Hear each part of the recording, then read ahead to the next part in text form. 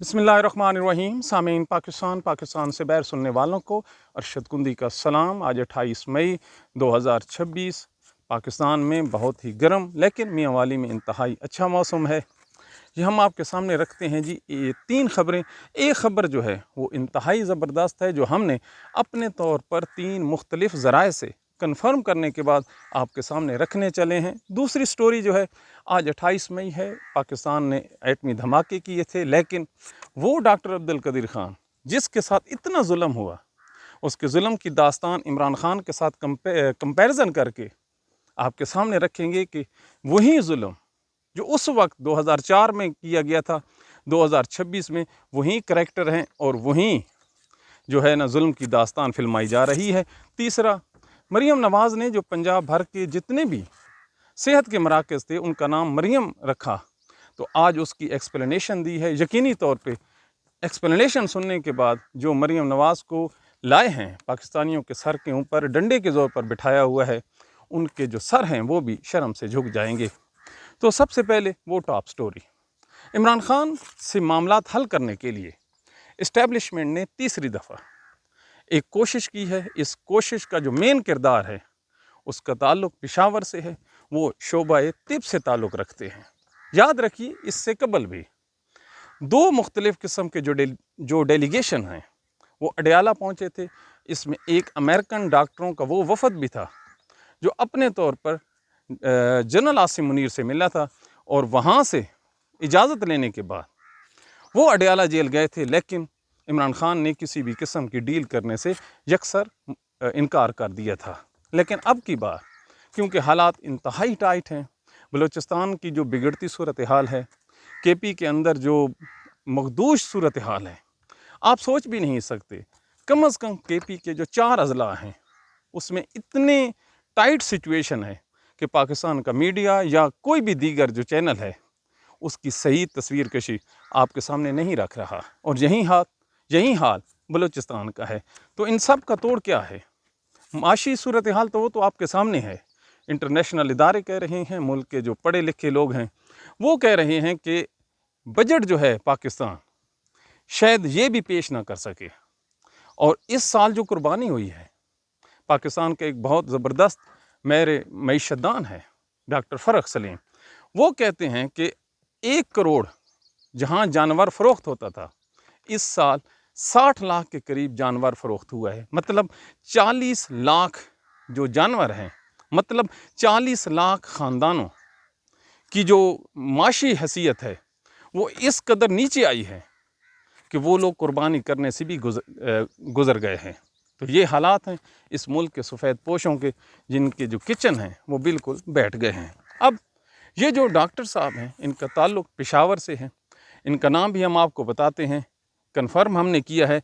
लेकिन ये जाते हैं जब अडयाला जेल में, वहाँ पर इमरान ख़ान से, जनाब इमरान ख़ान से इनकी मुलाकात होती है, और ये मुलाकात 2 दौर पर मुश्तमिल होती है। ये पिछले हफ्ते इस जो सारी कहानी फिल्माई जाती है।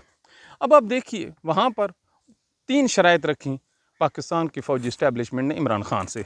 नंबर 1, उन्होंने कहा है जी आप ये जो 9 मई के मुकदमात हैं वहाँ पर आप एक वाजबी आप समझते हैं कि बस एक नज़र आए कि आपने माफ़ी मांगनी है ताकि ये मामलात किसी सिमत लगें और हमारी जो स्किन है ये भी सेफ़ हो जाए, हमारा बयानिया भी तक़वियत पहुँच जाए। क्योंकि 40,000 के करीब जो लोग हैं वो जेलों में बंद हैं, 10,000 के करीब उनके ट्रायल हो रहे हैं। अल्लाह पनाह, एक आग का दरिया है जो तहरीक इंसाफ ने जी इन दिनों में पार किया है। इसके अलावा जी दूसरी शर्त उन्होंने ये रखी कि आप जो मौजूदा सेटअप है इसको आप नहीं छेड़ेंगे ना, और ये जो हुकूमत है इस साल के एंड में या फरवरी मार्च में, दोबारा हम कह रहा हूँ, दिसंबर में या फरवरी मार्च में इस हुकूमत को ख़त्म करके कौमी हुकूमत तश्कील दे दी जाएगी, और फिर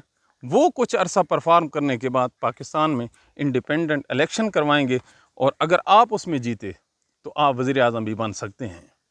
ये डील थी। इस डील के तहत जो जितने भी जो इमरान ख़ान के मुकदमात हैं, तोशाखाना हो गया, 9 मई हो गया, اور 215 کے قریب جو دیگر FIRs ہیں وہ تمام کی تمام جو ہیں وہ ختم ہو جائیں گی۔ اب پیکیج تو بڑا زبردست ہے، لیکن جو عمران خان جیسا لیڈر ہو وہ بھانپ جاتا ہے کہ اس ٹائم پاکستان کی جو فوجی اسٹیبلشمنٹ ہے وہ انتہائی کمزور ہو چکی ہے، معاشی صورتحال نے ان کے گلے کو پکڑ رکھا ہے۔ تو یہ جو صورتحال ہے ان کے چہروں سے عیاں ہے۔ بالکل ٹھیک ہے، ایسے تو نہیں ہو سکتا کہ تمام تر ظلم کرنے کے باوجود اچانک آپ کو پاکستان کی بہتری کا خیال آئے اور آپ اس راستے پر چل پڑے جس راستے پر چلنا آپ اپنی توہین سمجھتے تھے۔ تو پھر آگے سے جو جواب آتا ہے عمران خان کا، انہوں نے اس کو یکسر مسترد کر دیا ہے۔ بلکہ ہمارے سورسز یہ کہتے ہیں کہ انہوں نے کہا کہ اگر یہ ڈیل میں نے کر لی تو اگلے 20 سال تک پاکستان میں نہ آزاد حکومتیں بنیں گی اور نہ ہی الیکشن ہوں گے، لہٰذا یہ جو ریزسٹنس ہے یہ ہم اپنے طور پر جاری رکھیں گے، نتائج جو ہوں گے وہ اللہ تعالیٰ کے سپرد کرتے ہیں۔ تو یہ جو ڈیل ہے عمران خان نے اس کو یکسر مسترد کر دیا ہے۔ اب آج 28 مئی ہے، یہ جو معافی کا پیمانہ ہے یہ جناب سن 2004 میں ڈاکٹر عبدالقدیر خان سے بھی منگوایا گیا تھا۔ یاد رکھیے سن 1976 سے لے کر 2004 تک یہ پاکستان کا جو ایٹمی سائنسدان ہے اس نے پاکستان کی خدمت کی ہے۔ اس کی آج عمران خان کی ملاقاتیں بند ہیں نا بشرا بی بی کی، یہ ذرا سماعت کیجئے، یہ اس سے قبل ہو چکا ہے۔ یہ جو ڈاکٹر عبدالقدیر خان تھا اس کی ایک بیوی اور اس کی 2 بیٹیاں، ان کے نام ہے ایک کا نام ہے عائشہ اور ایک کا نام ہے ڈاکٹر دینا خان۔ یہ 2 بیٹیاں اور اس کی جو بیوی ہے ہنڈرینا خان، یہ اس کا کل ترکہ تھی۔ تو پاکستان کی فوجی اسٹیبلشمنٹ نے الزام یہ لگ گیا کہ ڈاکٹر عبدالقدیر خان محسن پاکستان نے پیسوں کے لیے شمالی کوریا، ایران اور لیبیا کو، جی ہاں لیبیا کو انہوں نے ایٹمی راز جو ہیں یہ فروخت کیے ہیں اور اس طرح انہوں نے پوری دنیا کو خطرے میں ڈالا ہے۔ لہٰذا فیصلہ یہ ہوا کہ کسی طرح سے اس کو قوم کے سامنے شرمندہ کیا جائے، پھر اس کو کہا گیا کہ آپ کو مار دیا جائے گا۔ جو چودھری شجاعت حسین ہے وہ اپنی کتاب میں اور اپنے دوستوں میں یہ بیان کرتے ہیں کہ پرویز مشرف کی انتہا کی منت کرنے کے بعد یہ اس بات پر قائل کرنے میں کامیاب ہو گئے کہ ڈاکٹر عبدالقدیر خان کو مارا نہیں جائے گا۔ اللہ اکبر! وہ آدمی جس کے نام کی آج آپ یوم تکبیر منا رہے ہیں، اس فاؤنڈر کی حالت دیکھیے، تو پھر کیا ہوتا ہے جی؟ اس کو زبردستی معافی منگوائی جاتی ہے گن پوائنٹ پر، اور گن پوائنٹ کی یہ جو معافی ہے اس میں وہ اپنے جرم کا اقرار کرتا ہے۔ آج عمران خان 9 مئی کا اقرار ہے نا جی، کہانیوں کو جو سرے ہیں وہ آپ ملاتے جائیں، ٹھیک ہے جی۔ آگے کیا ہوتا ہے؟ یہ معافی منگوانے کے بعد پھر یہ معافی وہ پرویز مشرف سے ڈائریکٹ ان رائٹنگ مانگتا ہے۔ کچھ آپ کو سمجھ آیا ہم نے کیا کہا؟ پہلے قوم کے سامنے معافی مانگی لکھی ہوئی، پھر ایک ریٹن معافی نامہ لکھا اس صدر پرویز مشرف کے سامنے جو خود اس ملک کے آئین کے ساتھ ریپ کر کے بیٹھا تھا، اور پھر اس نے ترس کرتے ہوئے اس کو زندگی بخشی۔ یوں اللہ کے بعد جو دوسری زندگی بخشی کچھ سال، کاش وہ موت اس کو مل جاتی تو وہ بہتر تھا۔ جو اگلی چند لائنیں ہم آپ کے سامنے اس کے کرب کی رکھنے جا رہے ہیں۔ کیا ہوتا ہے جی؟ اس کی جو بیٹی ہے عائشہ، اس کی بیٹی جو ہے دینا خان، اس کی ملاقات سیکورٹی وجوہات کی بنیاد پر بند کر دی جاتی ہے، اور ہمارے جو تحقیق یہ کہتی ہے کہ اس کی بیوی جو ہے وہ بھی اس کے ساتھ قید ہو جاتی ہے۔ اللہ اکبر! جن کی کل جائیداد 2 بیٹیاں ہوں اور ان 2 بیٹیوں کی ملاقات بھی بند ہو جائے، اور پھر 2004 سے لے کر 2009 تک، کچھ سمجھ آیا؟ 5 سال آپ تو عمران خان کے 1000 دن کو رو رہے ہیں۔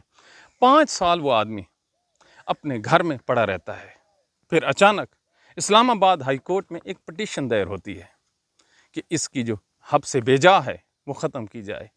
یاد رکھیے جو اسلام آباد ہائی کورٹ کی پٹیشن ہے وہ اس کی زندگی کے ایام کے آخر میں آتی ہے۔ اس پہ ایک انتہائی بڑا پروگرام ہم کریں گے، اگر زندگی نے وفا کی، وہ کیا ہوا تھا اور کیا سرگمسٹانسز تھے، ایک پوری تاریخ اور ایک کتاب لکھی جا سکتی ہے۔ پھر کیا ہوتا ہے جی، ہائی کورٹ کے حکم کے مطابق اس کی آزادی دے دی جاتی ہے، لیکن آزادی نہیں دی جاتی، اس کو اپنے گھر میں پھر کنفائن کر لیا جاتا ہے۔ یوں یہ شخص جس کا نام کہ آج پہاڑ سفید ہوئے کھڑے ہیں آپ کے شہروں میں، آپ دیکھتے ہیں نا جی اس کی تصاویریں، چاگی کا پہاڑ، وہ آدمی ایڑیاں رگڑ رگڑ کر اور اتنا دل برداشتہ ہوا کہ سہیل وڑائچ کے ساتھ اپنے آخری انٹرویو میں کہتا ہے کہ میں نے اس قوم کے ساتھ کیوں بھلائی کی، انڈیا والوں نے صدر بنایا، ہم نے کیا کیا، یہ آپ کے سامنے ہے۔ اب کوئی بچہ پاکستان کا امریکہ کے اگینسٹ کھڑا نہ ہو، اس کا قصور تو یہ تھا، اس نے ایٹم بم دیا۔ اس کی ٹیم کا ایک اور بندہ تھا جی، ڈاکٹر سمر مبارک مند، اس کے ساتھ کیا ہوا یہ اپنے بچوں کو ضرور بتائیے، پھر آپ کو تمام جو سٹوری ہے عمران خان کی اور اس ملک میں امریکی مداخلت کی سمجھ ہو جائے گی۔ اب ایک آدمی کو نشان عبرت بنا دیا گیا، اب دوسرا سماعت کیجیے۔ اس آدمی نے کیا کیا جی، اس آدمی کو پہلے تو انہوں نے کھڈے لینڈ لگا دیا گیا۔ یہ پاکستان میں جتنے بھی میزائل ٹیکنالوجی ہیں، ایٹم بم تو بنایا نا جی ڈاکٹر عبد القدیر خان نے، یہ جو ہے یہ میزائل ٹیکنالوجی کا ماہر تھا، اس کو ریٹائرڈ کر دیا گیا۔ ایک ایسا علم والا آدمی جس نے اس قوم کو ناقابل تسخیر بنانا تھا، اس کو تو ریٹائر کر دیا گیا کہ آپ کی عمر 60 سال ہو گئی ہے، اور وہ جرنل جو آئین کے ساتھ ریپ کر کے کھلواڑ کر کے بیٹھا تھا، وہ ایکسٹینشن لے رہا تھا۔ آج اس ملک کے جو جج ہیں، پتہ نہیں یہ کس منہ کے ساتھ ایکسٹینشن لے کر بیٹھے ہیں، جرنل ایکسٹینشن لے کر بیٹھے ہیں۔ یہ سیاستدان جن کی جو ٹانگیں ہیں یہ قبر میں ہیں، ان کو یہ بھی نہیں پتہ ہوتا کہ انہوں نے جانا کدھر ہے۔ اللہ تعالیٰ کی مار اتنی پڑ چکی ہے ان کے چہروں پر، ان کے منہوں پر، یہ پھر بھی سرکاری نوکری سے تھکتے نہیں ہیں۔ لیکن اس شخص کو ریٹائر کرنے کے بعد اس کو کھڈے لینڈ لگا دیا گیا، پھر اس کو ایک پروجیکٹ دیا جاتا ہے۔ دیکھیے کس طرح وارداتیں ڈالتے ہیں ہیروز کو زیرو بنانے میں، کہ یہ جو کوئلے سے بجلی بنتی ہے، یہ جو بلوچستان میں جو سونے کے ذخائر تھے ریکوڈیک، اس کا پھر افتخار چودھری کے ذریعے اس کو عدالت میں طلب کر کے اس کی انتہا کی بےزتی کی جاتی ہے کہ آپ نے پاکستان کے خزانے کو لوٹا ہے۔ آپ عمران خان کی گھڑی کو رو رہے ہیں نا، کبھی آپ تاریخ پڑھیے، ڈاکٹر سمر مبارک مند کو کہا گیا کہ تم نے پاکستان کے اربوں روپے ضائع کر دیے۔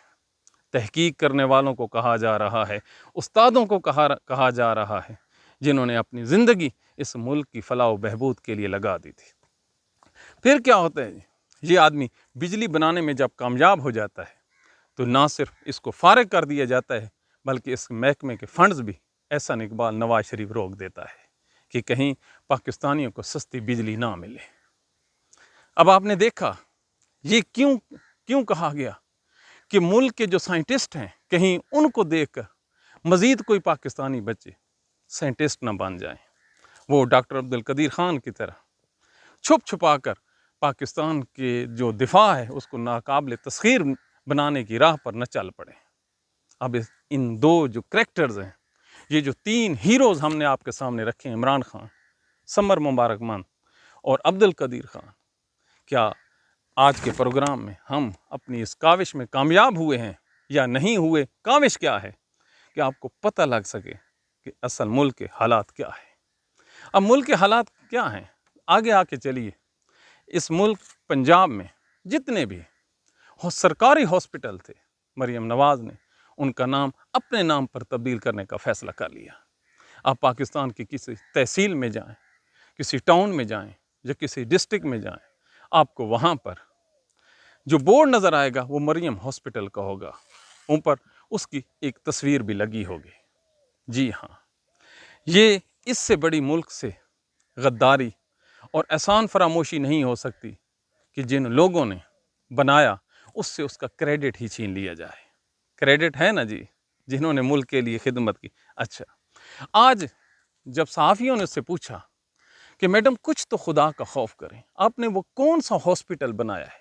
یہ جمعہ 8 دن آپ فارم 47 کے ذریعے فوجی زور پر تو اقتدار میں آئی ہیں، تو آپ نے سارے کے سارے جو پنجاب کے ہاسپٹل ہیں آپ نے ان کے نام کیوں تبدیل کیے؟ تو وہ کندھا اچکا کر بولتی ہے کہ یہ جتنے بھی ہاسپٹلز ہیں یہ شریف خاندان نے بنائے، یہ نواز شریف نے بنائے ہیں، لہٰذا میں یہ سمجھتی ہوں کہ ان پر رائٹ جو ہے اس پر تختی لگانے کا وہ بھی ہمارا ہے۔ اب آپ خود سوچئے کہ 47 سالوں میں کہ جتنی بھی محنت تھی وہ تمام کی تمام ان لوگوں نے لوٹ لی ہے تاکہ کوئی اور آدمی ان کے سامنے کھڑا نہ ہو سکے۔ تو اب اللہ ہی بہتر جانتا ہے۔ کل حج کے دنوں میں ایک ویڈیو وائرل ہوتی ہے، سنیے وہ ویڈیو کیا کہتی ہے کہ ایک بچہ ہے جس نے اپنے کندھے پر پاکستان تحریک انصاف کا جو پرچم ہے وہ لٹکا رکھا ہے، اور پیچھے سے ایک شخص آ کر پیار سے اس کو جپھی ڈال لیتا ہے۔ یہ ویڈیو دیکھنے کے بعد ہم نے اپنی آنکھیں بند کی اور کہا کہ یہ جو عشق اور جنون اور محبت ہے عمران خان کے ساتھ، اگر خدا نہ خواستہ عمران خان کو ہاسپٹل کا نام آ رہا ہے، جیل میں کچھ ہو گیا تو ان جیسے جو لوگ ہیں ان کا کیا ہوگا؟ ان کو کیسے ریاست مطمئن کرے گی؟ انتہائی ڈیپ سوال ہم آپ سے پوچھنے چلے ہیں، کاش آپ اس کا جواب دے پائیں، لیکن نہیں۔ آج کل رؤف کلاسرا نے الزامات لگائے ہیں عمران خان پر، ہاں اب اس نے بہترین ٹائم چنا ہے رؤف کلاسرا نے، دل سے اس کی عزت کرتے ہیں، لیکن دل یہ دکھا کہ عمران خان کے دور میں اپنا پروگرام بند کرنے کا جو ذمہ دار ہے وہ تو اس نے عمران خان کو ٹھہرایا، لیکن ارشد شریف کے جو قتل کا الزام ہے وہ اس نے عمران ریاض پر لگا دیا اور دیگران پر، کہ یہ لوگ اس کو گھیر گھار کر اس دودھ پیتے بچے کو اس راستے پر لے آئے۔ کیا بات ہے! ان صحافیوں کے نام تو یاد آ گئے رؤف کلاسرا صاحب کو، لیکن اس کو یہ کیوں نہیں یاد آیا کہ چلو یہ تو اس کو گھیر گھار کے لائے، تو جن لوگوں نے اس کو قتل کروایا اس کا نام لیتے ہوئے آپ کی زبان کیوں خاموش ہو جاتی ہے؟ ان لوگوں کا جیسے آپ نے نام لیا ہے، اگلی لائن ہو سکتا ہے یہ سچی ہو آپ کی، اگلی لائن بھی لکھ دیں کہ اس کو موٹیویٹ کرنے والے تو یہ تھے، انسٹیگیٹ کرنے والے تو یہ تھے، آگے جو ایگزیکیوٹ کرنے والے تھے وہ کون تھے؟ آپ نے کتنے اس بارے میں پروگرام کیے؟ آپ بتا سکتے ہیں؟ کوئی نہیں بتائے گا۔ اس کی والدہ انصاف لیتی لیتی قبر میں جا گھسی ہے۔ یقین مانیے ہم اپنے جب کومنٹس نیچے پڑھتے ہیں تو ہمارے جو کومنٹس ہیں اس میں 90% جو ہوتے ہیں ہماری سلامتی کے لیے دعائیں ہوتی ہیں۔ جس ملک میں سچ بولنا اور پروگرام کرنا اتنا مشکل ہو جائے کہ سننے والے ڈر جائیں، تو پھر آپ خود سوچئے ہمارا جو مستقبل ہے، ہمارا جو فیوچر ہے وہ کتنا برائٹ کھڑا ہے؟ بالکل برائٹ نہیں کھڑا۔ خدا را یہ ملک کو اگر کچھ ہو گیا، یہ مشرقی پاکستان کا داغ آپ کے سامنے نہیں ہے، کتنا بڑا سانحہ ہوگا۔ تو یہ اللہ نہ کرے، اس کی حفاظت کی جو ذمہ داری ہے، مائی لو او میرے پاکستانیوں، یہ آپ لوگوں پہ ہے۔ اس ملک کو بچانا جو ہے نا وہ عوام بچاتی ہے۔ اگر فوج نے بچانا ہوتا نا تو کبھی سوویت یونین کی تاریخ پڑھ لینا، سوویت یونین ٹکڑے ٹکڑے نہ ہوتا، اس کی فوج، اس کا ایٹم، اس کا دبدبا، اس کا بینک بیلنس آپ لوگوں سے کروڑ گنا زیادہ تھا۔ 1992 میں ٹوٹ گیا نا، کیوں؟ اس کی عوام اس کے خلاف ہو گئی تھی۔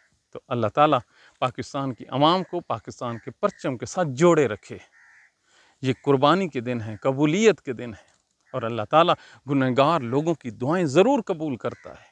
بے شک اللہ تعالیٰ کو سب سے جو پسند ہے وہ اس کے صفاتی نام لے کر دعا مانگنا ہے۔ مولانا اسحاق فرماتے ہیں کہ میری گارنٹی پر جو نماز پڑھتے ہو سجدے میں جا کر اپنی زبان میں دعا مانگیے، اور کم از کم اس دفعہ جو آپ نماز پڑھیں تو سجدے میں جا کر جہاں سبحان ربی اعلیٰ کہتے ہیں، اپنے الفاظ میں عمران خان کے لیے، پاکستان کے لیے، پاکستان کی سالمیت کے لیے، پاکستان کے اداروں کے لیے، سرزمین پاکستان کے لیے دعائیں ضرور مانگیے، کیونکہ آپ کی جو دعائیں ہیں وہ اس ملک کو انشاءاللہ محفوظ رکھیں گی۔ اپنے دعاؤں میں یاد رکھیے۔